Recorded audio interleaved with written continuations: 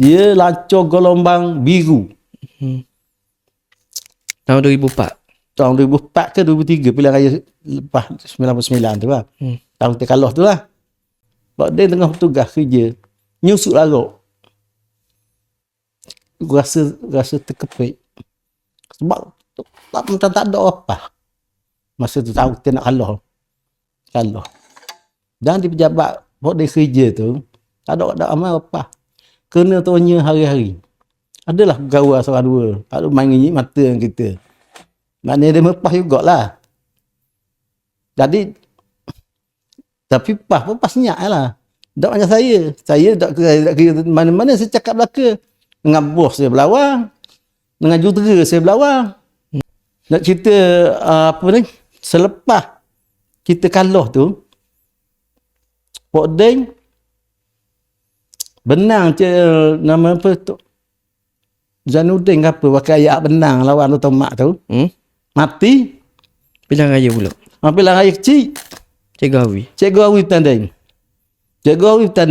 Benang Cikgu Awi.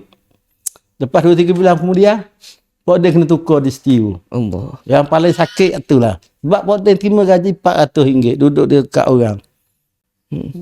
Pok Deng seminggu duduk di pejabat PAS. Yang Muhammad Azmi sekarang, Azmi Ma'ruf sekarang ni, yang Muhammad Lakat tu, dia baik dengan Pok Deng. Dia kenal Pok Deng. Masa pilihan kecil, tangguh. Dia kena tugas sini. Jadi, dia baik dengan Pok Deng. Telefon dia masa tu pakai telefon biasa-biasa lah. Mi, aku kena orang tahu kat mu ni kata. Orang tahu kat dia lah. Mari jumpa aku dulu tu, jabat PAS tu. Pergi duduk jabat PAS tiu. Di Pemansuri. Bandar Pemansuri tu. Kata duduk sini dia. Sebelum mula duduk lain. Kita bengang telinga. Takut, bukan takut, sedih. Kena tukar, kena dianyanya lah. Ambil kunci ikut mu nak duduk sampai bila-bila kata.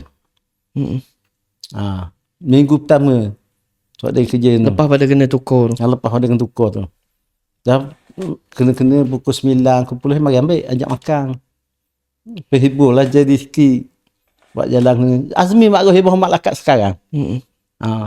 Masa tu dia kerja apa? Dia kerja SU PAS Dong PAS kawasan setiu.